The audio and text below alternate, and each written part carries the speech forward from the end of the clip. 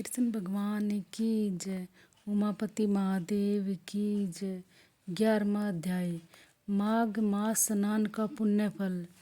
महाराजा दिलीप ने महर्षि वशिष्ठ से अति सुंदर आदर पूर्वक कहा कि हे महर्षि, मुझे माघ मास के स्नान के विषय में विस्तार पूर्वक बतलाइए, मेरी जिज्ञासा शांत कीजिए।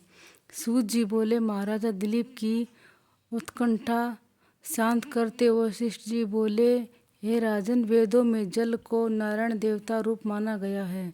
समस्त ग्रहों में सूर्यदेव सर्वोत्तम है। इसी प्रकार माघ मास सर्वोत्तम पवित्र मास है। इस मास में सूर्य मकर राशि पर स्थित रहता है, अतः उस शुभ योग में जल में स्नान करना चाहिए। यदि इस योग में कोई दरिद्र अथवा निर्धन व्यक्ति भी 3 दिन भी स्नान कर ले तो उसकी निर्धनता सदा के लिए समाप्त हो जाती है।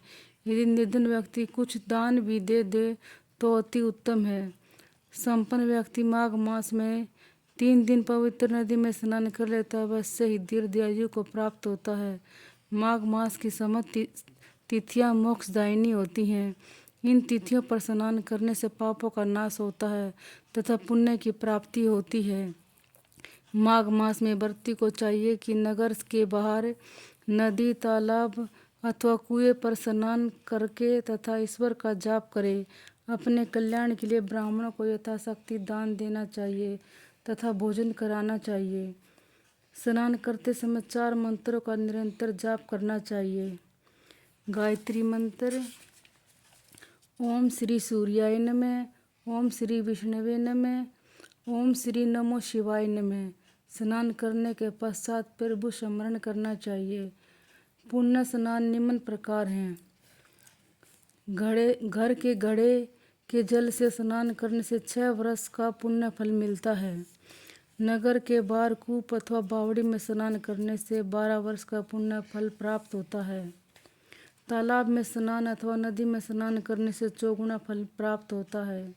देव सरोवरों तथा महानदियों में स्नान करने से 100 गुना फल मिलता है। संगम पर स्नान करने से 400 गुण फल प्राप्त होता है।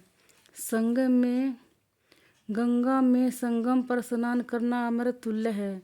माघ में तमाम देवी देवता अत्यंत प्रसन्न रूप से त्रिवेणी को आते हैं। कथन है कि कांचन मालिनी ने अपने 3 दिवस मात्र को माघ मास का पुण्य प्राप्त कर राक्षस को प्रदान किया था तथा उसके पापों से मुक्त होकर स्वर्गारोहण कराया था। सहस्त्रार्जुन ने प्रश्न किया था कि कांचन मालिनी कौन थी तथा वह राक्षस कौन था, कृपया मुझे विस्तार पूर्वक वर्णन कीजिए। बोले कृष्ण भगवान की जय। माघ मास का 11वां अध्याय समाप्त। उमापति महादेव की जय।